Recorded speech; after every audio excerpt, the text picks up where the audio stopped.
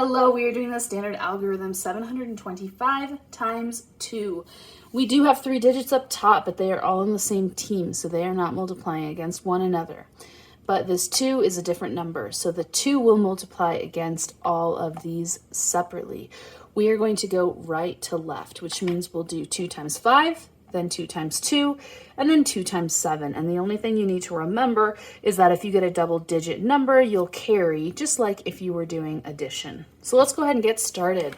So I would like you to go ahead, pause the video, try it on your own. 2 times 5, and put that in. So 2 times 5 is 10. So we're going to carry the 1, 10. Now, next step for you to try is 2 times 2 plus 1, and you'll put that here in the green box. 2 times 2 is 4, plus 1 is 5.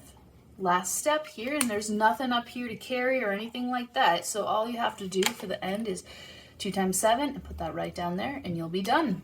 2 times 7 is 14, so we got 1,450.